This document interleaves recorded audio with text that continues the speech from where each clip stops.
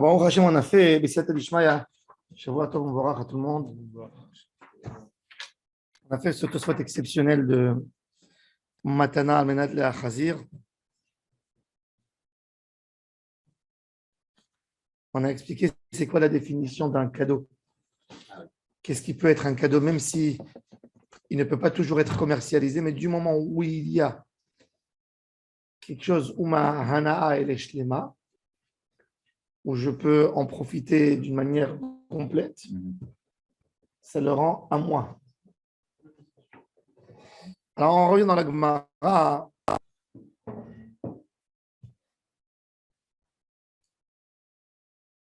La Gemara elle dit dans Daf Mem Aleph Amud Bet, et la Gemara elle dit la Gemara pose la question pourquoi la Mishnah elle a raconté, pourquoi la Braïta elle a raconté que Rabban Gamliel s'est acheté, s'est procuré un étrog à une valeur de 1000 zouz, ce qui correspond à 60 000 $. Alors la Gemara a dit Leodiacha kama mitzvot havivot alehem. À quel point la mitzvah elle est haviva alehem. La Gemara a dit dans Maseret il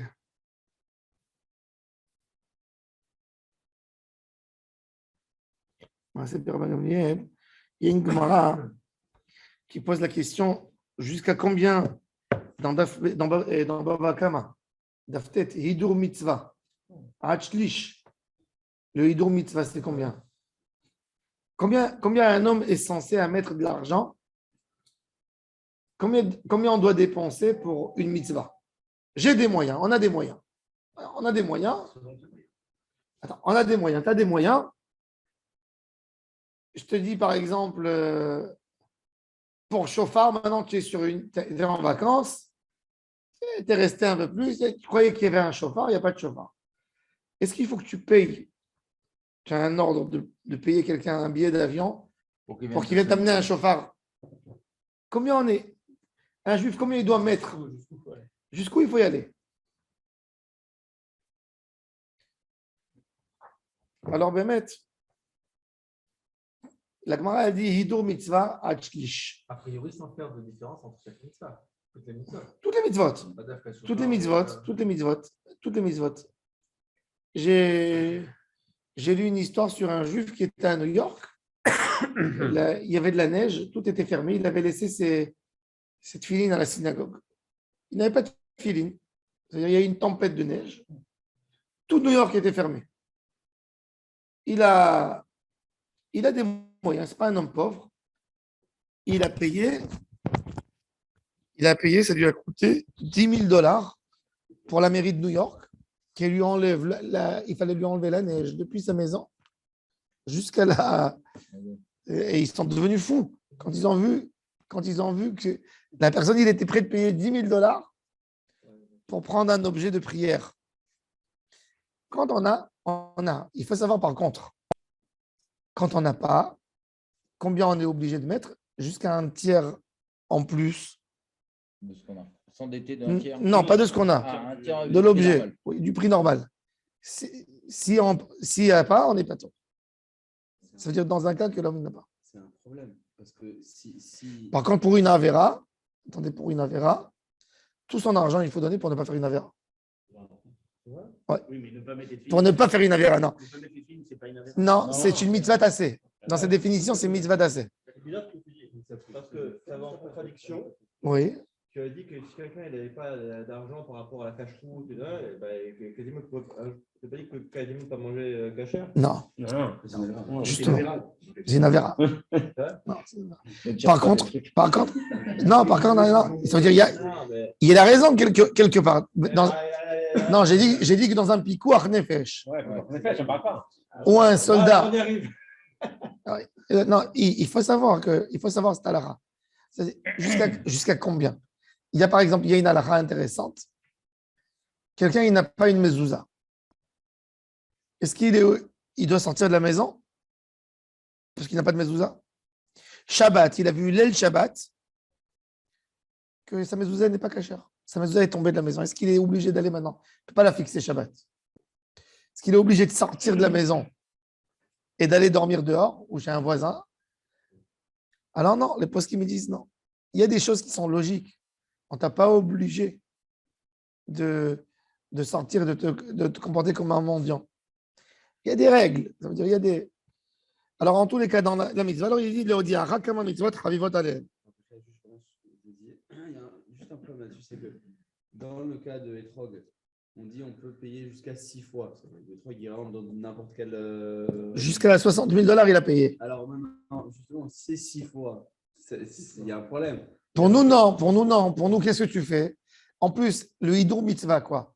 Le hidour mitzvah, c'est d'avoir un Etrog à toi. Tu peux toujours trouver un shaoul, aller à la synagogue et demander à quelqu'un de te prêter. Une obligation, tu peux trouver une autre solution, quoi. En gros. C'est les gens qui veulent faire. Moi, mon père n'avait pas de moyens à l'époque. Et il me disait, voilà, c'est ce que j'ai pour le loulav. Papa, laisse l'argent chez toi.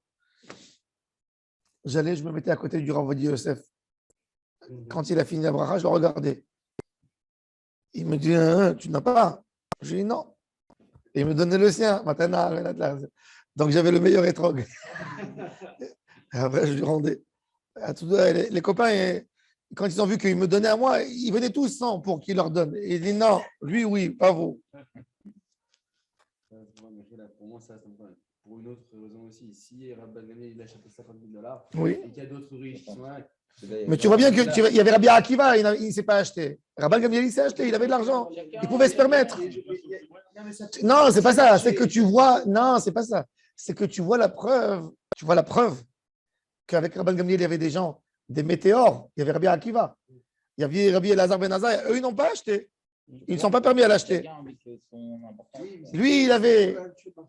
Ça veut dire que c'est admis. Qui achète à 60 000 $, et ben il y a des Américains, des riches comme ça qui vont dire nous on va faire comme le Rav. Ils vont tuer le marché. Et non, ils ne vont pas tuer le marché. Ils vont pas tuer le marché. Combien il y a des gens comme ça à 60 000 $? Il y en a un, il y en a deux, il y en a 10. Aujourd'hui aussi, il y a des gens qui achètent. Aujourd'hui, il y a des gens qui achètent des produits à 3 5 000 shekels. Oui. Ils ne tuent pas le marché. Non, mais c'est-à-dire que. Tu vois la preuve. Combien ça vaut un étrog aujourd'hui, vraiment? Combien ça vaut? 3 shekels. Quoi? Quatre shekels. Non, non, ça dépend. Non, non. D'une manière générale. Un étrog, quand tu as amené du Maroc, déjà la personne, il a ramené avec lui 30. Il est parti trier. Il est parti. Il y a un rave, il s'appelle le rave Isaac Lévy, d'Épinay. Tu sais, tout le monde a Jacques Lévy. Lui, il va au Maroc depuis le mois de Elul. Il ne prend pas n'importe quoi. Il reste un mois. Il trie étrog par étrog. Il prend le top du top du top. Il y a des gens d'Angleterre, ils voyagent, ils font le billet d'avion. Ils viennent en France, ils vont à Épinay. Ils achètent 2 étrogs, 3. Ils savent que le étrog, il est. Maintenant, il prend combien? Lui, qu'est-ce qu'il fait? Il était à Gouaré déjà, je me rappelle. Il est mégalène. Il avait fait une condition. Lui, il enseigne la Torah à l'Echem Sharim toute l'année et il a mis de parnasse de ça. Combien il prend? 200 étrogues. Il les vend à un prix élevé. Je me rappelle, il avait ça. La veille de Soukot, quand il avait vendu, il avait 4, 5, 6 qui restaient. Il ne voulait pas faire de l'argent. Il allait chez des Tamidei Chachamim. Il a dit, moi, Baruch Hashem, je me suis fait ma parnassa. Tenez. Maintenant, il fait sa parnassa. Tu veux payer, tu veux avoir un très beau étrog. C'est bon. Alors bon, le Odiara kama mitzvot chavivot alem. Amar mor baramam al Ravashi. Abaye, Abba. C'est loué comme Etzalebe. Il dit à Ravashi que son père, Amemar, il faisait toute la tfila avec le loulav. C'est-à-dire, chacun, il a une autre manière pour. Il y a quelqu'un qui met. C'est de la garder beaucoup. Voilà, il y a quelqu'un qui, son Ribour Mitzvah, c'est de payer. L'autre, son Ribour Mitzvah, c'est de rester avec dans la tfila. Par un, dans le Netilat Loulav et dans le Hallel et dans les Rosharanot, même dans le Moussaf, il restait avec. Métiv et la Gemara, elle dit, est-ce que ça c'est-à-dire maintenant, nous, on veut savoir, maintenant, moi, j'ai envie de faire Ribour Mitzvah. Je n'ai pas tellement d'argent pour payer 50, pour payer Hamishim Elef Zouz, pour payer Elef Zouz. Mais je veux savoir, est-ce que je peux prier avec dans la Hamida? Alors, il dit, Métiv et Lo yochaz adam tefilin beyado vesefer Torah becheko. Un homme n'a pas le droit de porter des tefilin dans ses mains, pas sur ses mains, dans ses mains. Ou un sefer Torah b'itpalel. Pourquoi? Velo yashtin bahem maim, velo yishen bahem. Ve'amar Shmuel, sakin, velo shenat kevar, velo shenat aray. Ve'amar Shmuel, sakin, ukeara, ve'kikar, umarot, et shulchan aruch, il dit aussi tinok, d'avoir ton fils dans les mains pour la Hamida. Tu sais, il y a des gens qui viennent à la synagogue avec les enfants. L'enfant, il pleure, tu le prends sur toi. Dans la Hamida, tu fais la Hamida avec lui. Assour. Assour. Il te perturbe, exactement. Tu as un couteau dans la main. Tu as quelque chose de lourd. Arrête, la Gemara dit Hatam, lav mitzvah ninu, utrid behu. Ce n'est pas une mitzvah. Il y a une question. Oh, il a fait. Mais à la base, il a dit Lo yochad adam tefilin sefer Torah becheko. Tefilin, Sefer Torah, c'est pas une mitzvah en soi. Hein? De le porter, c'est pas une mitzvah, c'est pas leur place. Il a fait. Hein? C'est pas leur place. Veitpalel. C'est pas leur place.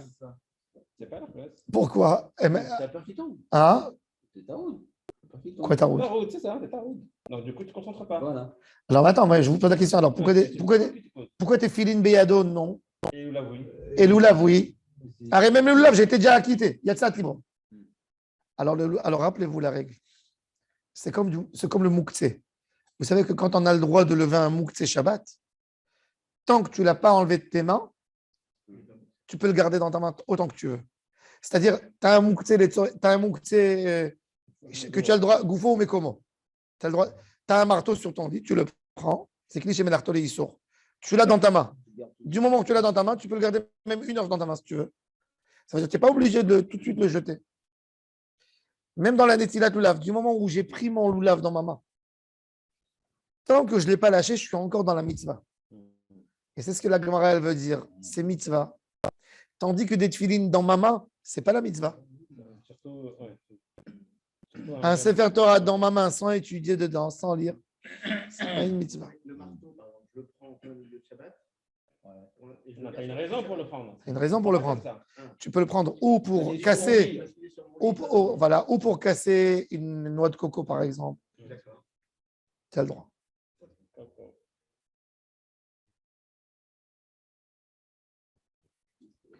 Tania. Rabbi Elazar bar Tzadok Omer. Un instant. Rabbi Elazar bar Tzadok Omer. Alors il dit, comme c'est Tania, Rabbi Elazar bar Tzadok Omer, כך היה מנהגם של אנשי ירושלים. אדם יוצא מביתו ולולבו בידו. הולך לבית הכנסת, לולבו בידו. קורא קריאת שמע ומתפלל ולולבו בידו. קורא בתורה ונושא את כפיו, מניחו על גבי קרקע. Bon, quand il est à la Torah, quand il fait Nesiat Kapayim. Holech levaker cholim ou lenachem avelim. L'ulavo beyado. De là, on voit qu'il y a Nichum avelim à Chol HaMoed. Intéressant. Il y a Nichum avelim à Chol HaMoed. Mais arrête, il n'y a pas de Shiva à Chol HaMoed. Ah ouais, non. Alors, c'est quoi Holech lenachem avelim, l'ulavo beyado? Il y a fait Meod. De là, on voit qu'un endeuillé qui ne fait pas Shiva, Shabbat, on a le droit, quand on le voit, de le prendre. Le Tzidukadin aussi. Non. Le Nechom, non, c'est pas ça. C'est Avelout de Faresia. Assour. En France, ils faisaient. Ouais, le vendredi soir. C'est très très grave. Ah bon? Arrête, en Avelout Noaget Shabbat. Tu montres devant tout le monde. Ouais. Hein? Shabbat et Nachem, on dit. Shabbat et Nachem, oui, c'est quelqu'un qui souffre de la peine. Tu ne peux pas dire qu'il n'a pas perdu quelqu'un. Mais il n'y a pas de Tziduk Ad-Din. Shabbat. C'est vrai qu'on fait sur Moshe Rabbeinu Alav Shalom. On fait Tziduk Karerel. C'est Tziduk Ad-Din parce que Moshe il est mort à Mincha. C'est Zecher. Alors, à Kol Panim, c'est intéressant. De là, on voit que même qu'il n'y a pas de Nichum Avelim Mamash, on peut dire à quelqu'un qui est dans un Shiva, mais sincère condoléance, etc. Ce n'est pas Nichum Avelim Mamash, aval. לולבו בידו, נכנס לבית המדרש, משגר לולבו ביד בנו וביד עבדו וביד שלוחו. Il les envoyait à les remettre à la maison. Pourquoi il est venu t'enseigner tout ça? להודיעך כמה היו זריזין במצוות. רבי יוסי אומר, יום טוב. Maintenant, Rabbi Yossi il dit Yom Tov הראשון של חג שיכול להיות בשבת ושכח והוציא את הלולב ברשות הרבים פטור, oui. אמר אביי, לא שנו אלא שלא יצא בו, אבל יצא בו חייב. Rabbi Yossi il parle à l'époque de quand on prenait encore le lulav Shabbat. Il dit il y a un juif, il a pris son lulav dans la main, c'est Shabbat, il n'avait pas le droit d'aller à la synagogue avec Reshut Harabim. Et il a pris quand même, il est sorti de Reshut Harabim. Maintenant, il vient à la synagogue. Le rabbin lui dit quoi, tu es venu de dehors? Oui. Allez, note. Tu as un korban à amener. Alors il dit Rabbi Yossi, il dit non. Alors il n'a pas de korban. Pourquoi? Parce que ça s'appelle Shgaga Betirda Shel Mitzvah. Une erreur. Ah, quand il est attrapé par la mitzvah. C'est-à-dire qu'Akadosh Baruch Hu, il t'a dit, même dans le korban, pour Hachem, le korban, c'est quand tu es dans ta vie quotidienne de tous les jours, tu as oublié les mitzvot. Kol mitzvot Hashem asher lo te'asena. C'est écrit. Peut-être de là, il apprend. Asher lo te'asena ve'asa ota bishgaga ve'Hashem. Mais ça, c'est mitzvot Hashem asher te'asena. Je me suis trompé dans un détail de la mitzvah. Je suis anous. Un manque de savoir comment bien faire la mitzvah. Il pensait que la mitzvah, elle est plus forte, plus importante que, comme j'ai expliqué, que beaucoup de choses. Alors lui, il dit, c'est une sorte de honnête. Toi, Bidvan Mitzvah. Toi, Bidvan Mitzvah. C'était que dans le cas où tu n'avais pas fait d'action pas Voilà. morale. Alors il te dit. Alors ça, c'est ce qu'il dit à Abaye. Amar Abaye lo shanu. Et la shelo yatsa bo. C'est-à-dire, il ne savait pas comment prendre son loulav. Il a pris par exemple son étrog à l'envers pour aller à Reshut Harabim. Il n'a pas pris d'une manière qu'il a acquitté. Ou il a pris par exemple, d'après certains Rishonim, il a pris le loulav à gauche et le étrog à droite. Donc c'est un acte déjà réfléchi. S'il a fait de telle sorte qu'il n'est pas yotzé, c'est un acte réfléchi. C'est pas un truc que je prends, je suis dans Alors voilà, alors il dit, la shelo yatsa bo, aval yatsa bo chayav. La Gemara dit, mais comment? Hamid akbe nafiakbe. Quand il a levé, il a été acquitté. Amar Abaye kesha facho, il a renversé. Donc de là, on voit que la meilleure méthode pour ne pas être acquitté, c'est de renverser le étrog ou le loulav. Rava Amar afilu tema shelo facho. Rava, il te dit même, maintenant chacun il donne des options pour montrer comment on n'est pas acquitté. Kigon sheotzio bekeli. Ouais, dans les petits sacs. Dans un sacs en sachet plastique, comme là. ça. Dans sa boîte. Ouais. Tiens, la boîte. Alors la Gemara a dit, mais attends, est-ce qu'une boîte c'est khatitsa? Bah ouais. Si j'ai pris des tefilines avec des gants, Ouais. Est-ce que c'est khatitsa? vous savez, les gants qu'on avait mis au début du Covid, Ouais. on mettait tous des gants silicone. Là, en silicone. Est-ce que ces gants, ça fait khatitsa? dans la tête. Oui. Hein? Pourquoi pas? Ça dépend. Pourquoi c'est du latex? Ça dépend. Alors, Si ça il y a reste juste une permanent, différence. oui. Si c'est temporaire, non. Il y a une différence, c'est que là, la boîte, c'est mamache, comment dire, c'est pas une extension de ta main. Ça, le gant, c'est toi. La Gemara a dit par exemple, Ouais, mais tu sens pas quand tu touches quelque chose quand tu as des gants comme ça? Je sens pas. Non. Tu fais une étude avec des gants, c'est pas valable. Ah, On avait dit non ah, la dernière fois. ah. On avait Pas besoin d'être là. Non, mais Je crois que t'as ouais. il a fait. Non, si t'as fait. Alors il faut savoir, il y a, Des gants, en fait. il y a plusieurs halakhot. Alors regardez, On avait dit non. par rapport au Bet Faut le Amikdash, vouloir, mais- Oui. par rapport au Bet Amikdash, Ouais. la Torah et les Makpida qu'on fait avec les Malagmar, elle raconte, il y avait un Kohen Gadol qui s'appelait Yohanan Ish Kfar Barkai. Il était Kohen Gadol, il était un peu réformé. Ouais. Et lui, il a dit, Non, c'est pas la question. il s'est fait, il travaillait avec des gants. Que le sang, les- Ils lui ont dit tous les rabbanim. C'est à ça qu'il a dit, c'est moi le Kohen Gadol, c'est moi qui décide. Il a dit à tous les Kohanim, vous pouvez travailler avec des gants. Et il a dit, c'est des normes de propreté et de beauté, Ah ouais. avec des gants. Et il y avait une voix qui sortait. Regardez ce rachat qui Aïe. profane la Hazara. Aïe. Un jour, il y a Yanaï avec Salomé, sa femme. Ils se disputent entre eux. Quelle viande est plus bonne? Celle de l'agneau C'est nouveau. ou celle du T'as pas de- comment on dit, le petit bouc, Ah non, le guédi. Ah, Il y a le gdi et il y a le petit mouton. Non, Chevreau. Le chevreau. Ah, ça doit être bon, chevreau. Alors, il se dit, et chacun il amène, et chacun il argumente. Alors il est venu, alors il est passé à côté de le Kohen Gadol. Alors ils ont dit, celui-là il comprend bien dans la viande, il voit toutes les viandes. Et il est venu et quand le roi il a dit quelque chose, il a dit au roi genre une phrase. Qu'est-ce que tu comprends de ta vie, toi Voilà, il a fait un truc comme ça. Le roi il s'est tellement énervé.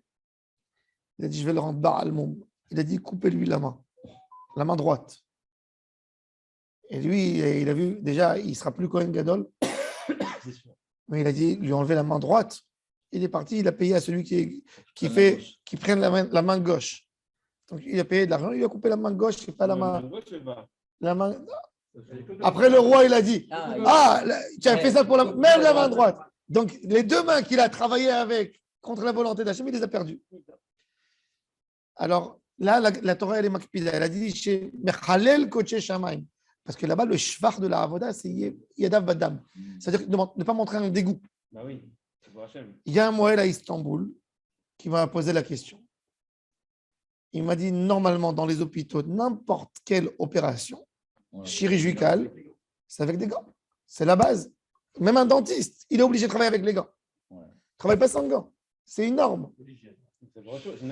Alors la question, est-ce qu'il a. Maintenant, il m'a dit, moi, quand je vais chez les parents, il me dit, si je ne mets pas les gants, il dit, c'est un barbare celui-là, ils me prennent l'enfant. Est-ce que j'ai le droit de mettre les gants? C'est Hatzitza. C'est devant mitzvah. Alors. Attendez, mais l'obligation, c'est de couper, c'est pas de. Oh, il a fait. Alors, c'est ce que je lui ai dit. Alors, je lui ai écrit, je lui ai dit que dans la Avoda au Bet Hamikdash, il y avait Isa et Tzbaro Baddam, il y avait Kibel, il y a Upachat. Il y a la Torah, elle veut que tu tiennes. Et la mitzvah, le Ikar, c'est Me'azah Damim Ba'elach. C'est le Ikar de la mitzvah. Donc, tu vois que la Torah, elle a mis l'accent sur le Inyan du Dam. Mais là, la Torah, comme vous avez dit, elle a dit de couper. Elle a dit de couper. Maintenant, là, la Gemara a dit justement, les gants, peut-être ça peut ne pas être Hatzitza. Il y a une différence quand je mets la gant sur moi, donc le gant, il est annulé par rapport à ma main. Mais la boîte, elle n'est pas annulée par rapport à l'objet. Alors, quand il a voulu dire Aliédé d'Avaracher, il n'a pas parlé du gant de la personne. Il a parlé d'une pochette qui entoure. Ça veut dire que tu as le tic d'Arbaat à minime, et tu prends comme ça et tu dis mitzvah. Hein? Oui. Alors, regardez, Dehamar le Kichan et Dedavar Heshma le Kichan et mis les derrière Kavod. Aval derrière Bizayon, l'eau. Alors, il dit derrière Kavod, regardez Rashi, c'est intéressant. Rashi, il dit c'est quoi derrière Kavod? Derrière Kavod, c'est d'avoir des gants sur toi, c'est derrière Kavod. C'est toi qui te protèges. Derrière Bizayon, c'est de le prendre, lui, dans une assiette, le hétrog. Ne pas le toucher. Et il faut comprendre, c'est quoi cette logique qui a mené Rashi à dire que ça, c'est derrière Bizayon. Et si je le mets dans un vase en cristal, dans un beau truc en argent, et je le prends comme ça, et c'est derrière Bizayon? Bah non, en théorie, non. Sauf que là, tu. C'est-à-dire, alors maintenant, on va réexpliquer. Alors maintenant, j'ai lancé ça pour définir mieux. Ça varie selon le moment, selon l'endroit, selon les gens. Qu'est-ce qu'elle a dit la Torah à propos de la mitzvah de Yafem Meod ou le Kartem? La Karat. Qu'est-ce qui s'appelle l'Ekira? Quand l'objet il est tellement beau, je ne prends plus le hétrog, je prends le vase. Et quand il est tellement important, je prends le vase. Alors maintenant, donc, si je veux prendre le hétrog et je le prends dans un carton, c'est un bisayon. Ouais. Quand c'est trop beau, c'est le vase, c'est plus le hétrog. Ouais. Donc, mes manafchar, je suis obligé de le prendre dans la main. C'est pour ça que Rachid. Par contre, quand je mets un gant sur moi, c'est derrière Kavod. C'est moi, je veux protéger mes mains du froid, d'un problème. C'est pas derrière bisayon. C'est pas derrière bisayon. C'est ce qu'il dit. Ah, Maravuna. Maintenant, on parle de quelqu'un qui s'est trompé et il a fait une avéra pensant qu'il faisait une mitzvah. Regardez qu'est-ce qui va se passer ici. Amaravuna, pardon. Omeraya Rabbi Yossé. Rola Taof chez Nimtzet Ben Agapaim. On va voir tout de suite. Rashi il va expliquer c'est quoi Agapaim. Et le Kohen, il a prise pour la manger. Alors, on va. Rola Taof chez Nimtzet Ben Agapaim. Kasavour.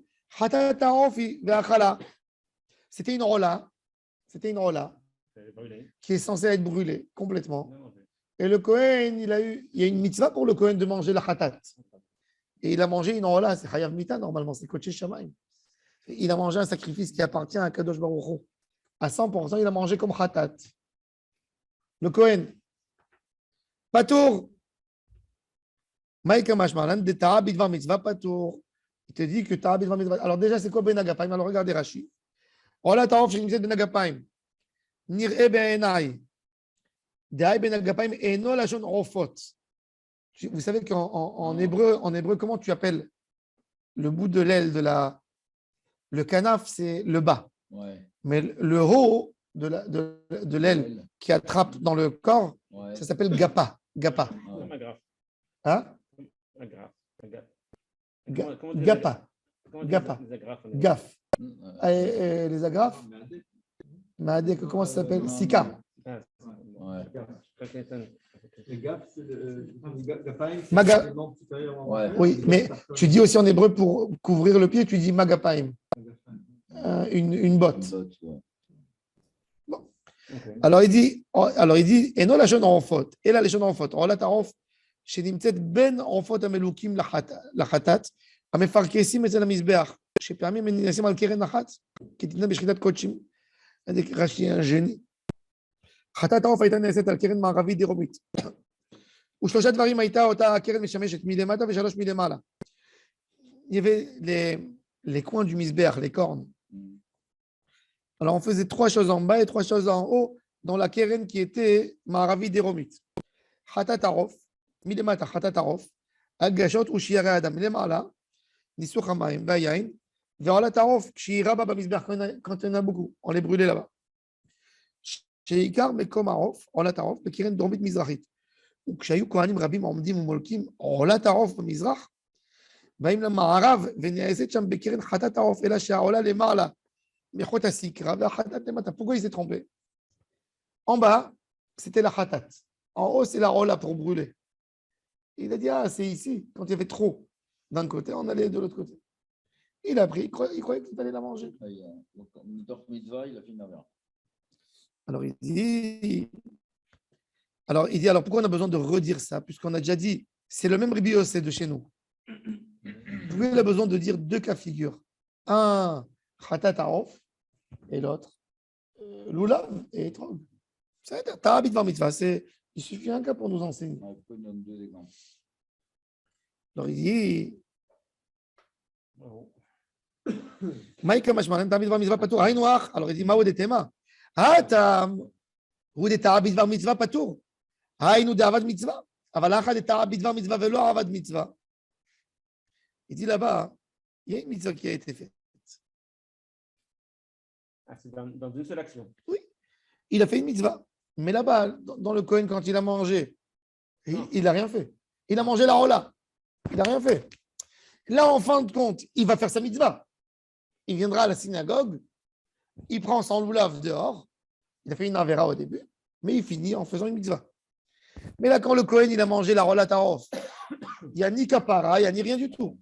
Il a mangé quelque chose qui ne lui appartient pas.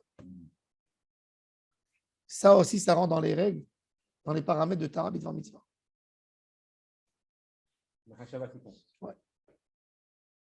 Le Ben Ishra, il a dans Sod Yesharim une question intéressante. Ta'abit var mitzvah. Un homme, toute sa vie, il a mis des tefilines psoulot. Il n'y a pas une mitzvah dans la halacha de vérifier les tefilines. Il y a la mezouza deux fois par 7 ans. Non. Il y a un homme, il a acheté cette filine dans un sofer Yireh Shamayim. Pourquoi tu as fait dans la mitzvah? Parce qu'elle est dans la porte, il y a de l'humidité, ça touche, tu mets ta main. Il y a l'air, il y a le vent, il y a l'humidité. Et en plus, à l'époque, les mezuzot, ce n'était pas comme aujourd'hui, dans un boîtier. Ils creusaient dans le mur, Il mettait le clap direct. ils mettaient le parchemin et ils bloquaient avec du Typiquement. tit. Alors, Donc on ne voyait même pas la mitzvah. En fait. On voit, ils mettaient un bout de verre pour couvrir. Ils mettaient dans un petit tuyau en cuivre et ils fermaient. Comment tu remarques aujourd'hui, quand tu vas au Maroc, en Italie, les mezuzot, dans les trous qu'il y a dans les maisons? Bien sûr, tu vas en Espagne, tu trouves encore des maisons anciennes avec les simani. Même à Paris, j'en ai vu. Oui. Ils mettaient les mezuzot. Pourquoi? Pour qu'ils ne leur arrachent pas, parce que les goïms, ils arrachaient. Donc, ils la mettaient. Alors, il dit... Alors, il te dit que tout ça, c'est Dvar Mitzvah. Non, mais tu voulais dire qu'il y avait un homme qui. Ah, Rila, oui. Voilà. Alors, les tefilines, j'ai acheté des tefilines. Ouais, tu l'as pas vérifié. Je les ai envoyés à 70 ans à vérifier. Pas soul. On me dit pas soul. Je n'ai pas accompli mitzvah tefilines toute ma vie. Si. Parce que tu ne savais pas. Il a fait. Il dit le Ben Ishraï, zelo shone mitoye bidvar mitzvah. Si un toye bidvar mitzvah, même s'il n'a pas fait la mitzvah comme on l'a tarof, selon Rabbi Yossi, il n'est pas tour de mitavi des shamaim. C'est-à-dire il n'a même pas un tikkun à faire. Non. Le Rav Ben Zion Abba Shaul, je sais que le Rav Ben Zion Abba Shaul, il disait qu'une manière d'écriture, elle n'est pas soule. Quand ils ont vérifié cette filine, c'était comme ça dans cette filine. Il a dû racheter des cheveux qu'il n'avait pas. Non, mais ils ne savaient même pas, ils ne lui ont même pas dit, ils ne voulaient pas lui faire de la peine. Par exemple, Non. Il y a des diuktukim, il y a des marloket aposkim dans Ktivat Haotiyot. C'est peut-être pas différent dans ce cas-là, parce que dans le cas de la. Alors, le Ben Ishraï dit qu'à Bagdad, le Ben Ishraï raconte qu'à Bagdad, à l'époque de son grand-père, Rabbi Moshe Chaim, il est venu un rabbin de Syrie, il s'appelait le rabbin Eskenazi. Il est venu chez le Rav après la tefila, il a dit, Mechila Kvod Rav, tous vos tefilines à Bagdad, ils ne sont pas saouls. Il dit, comment tu peux dire une chose pareille? Il dit, vous savez qu'il y a des tefilines, on a le bas, la partie basse du tefilin, qui s'appelle la Ma'abarta, la Titoura, et on a la partie haut qui s'appelle la Ktitsa, la boulette. La boulette, elle est obligée d'être carrée des quatre coins. En haut, en bas, elle doit être carrée. Eux, à l'époque, ils faisaient avec de... Nous, on a des tefilines plus moudarot que celles de Moshe Rabbeinu. Ah ouais. Pour faire des tefilines, qui c'est qui a inventé ces tefilines que nous avons aujourd'hui? Ce qui s'appelle Behema Gassa. Il y avait un juif, un Rav Ashkenaz à Yerushalayim. Il s'appelait Rav Netanel. Et il a monté, c'est lui qui a développé pendant 30 ans, il a travaillé sur un système pour pouvoir mettre de la peau de Behema Gassa et faire des boîtiers carrés bien. Tellement ils ont adoré les gens qu'il a changé son nom de famille à Tfilinski. Il a jusqu'aujourd'hui. Il y a la famille Tfilinski à Me'acharim, c'est tous ses petits-enfants. C'est eux qui ont inventé la Behema. Parce que non, pourquoi ils ont fait ça? Pourquoi il a fait ça? Parce que dans la Behema d'Aka, hein, nous aujourd'hui, regarde les tefilines d'avant qu'il y avait. Tu te rappelles les tefilines qu'il y avait de la Rabbanout, les petits qui donnaient, tu les prenais avec ta main, tu faisais comme ça et se pliaient. Ouais. Pourquoi? Parce que c'était de la Behema d'Aka. Ils prenaient du parchemin. Comme nous, quand on était enfant, on nous apprenait comment couper un carton pour faire une boîte. Vous vous souvenez? Ouais. Eh bien, justement, à l'époque, ils prenaient un parchemin, ils le coupaient d'une manière, ils mettaient encore un autre parchemin collé dessus, ils le pliaient et ils faisaient des tefilines. Et avec ça, ils faisaient en relief que le chine, il sorte un peu. Ils prenaient un stylo, un truc en fer et ils faisaient une forme de chine. Et ils le pliaient avec de la colle. Ils faisaient de la teinture avec du noir. Après, ils mettaient du vernis dehors. Et c'était ça les tefilines. Elle prenait énormément d'humidité, énormément de... La personne, dès qu'il n'avait pas ses cheveux bien secs le matin, il transpirait un peu, les tefilines devenaient psoulotes. Et ils ne savaient pas faire, les artistes, ils ne savaient pas faire des bonnes tefilines. Alors à Bagdad, il a vu tous les tefilines n'étaient pas carrés d'une manière bien. Il faut que c'est pour ça que quand quelqu'un il a pris un coup dans les tefilines d'un côté, il faut remettre. Comment moi je remets? Je prends toujours une pièce d'un demi-shekel, par exemple. Elle est large. Et j'appuie fort, fort, fort avec le métal. Et je remets bien. Parce que ça, c'est important qu'il soit carré de la même manière de tous les côtés. Aujourd'hui, quand on fabrique les tefilines, on prend le truc des bijoutiers. Vous savez que pour mesurer. Et on prend et on vérifie. 1, 2, 3. Il faut que des fois, on a, vous savez, les tefilines de roche. C'est avec la pression qui se mettent. des fois, quand on a, vous savez que les tefilines de roche, faites très attention. Ne pas jouer avec. Tu fais comme ça, tu le casses. Tout de suite, il s'ouvre. Donc, quand il s'ouvre, il n'est pas saoul. Il est plus carré. Donc, il leur a dit tous vos tefilines. Leur tefilines, à eux, ils étaient arrondis en haut. Parce qu'ils ne savaient pas faire bien. Rabbi Moshe Chaim, il a annoncé dans toute la ville, personne qui met des tefilines tant qu'on n'a pas pour dire aux gens que leur tefilines. Parce que s'il leur laissait comme ça, ils auraient dit on a mis nos parents. Voilà. Et le rabbin de Syrie, ce rabbin Eskenazi, il est resté avec eux. Il leur a appris, à tous les sofrim de la ville, au moins, comment faire avec les tefilines. Il leur a appris la méthode avec de la BMA Daka, pas avec de la BMA Gassa. Ouais, mais au moins qu'elles soient tirées. Au moins qu'elles soient kshirot, qu'elles soient carrées. Au moins qu'elles soient carrées. Et il leur a appris à faire les tefilines. Alors le Ben Ish Chai dit, il s'avère que toute la ville de Bagdad, pendant 100 ans, ils ont tous mis les rabbins.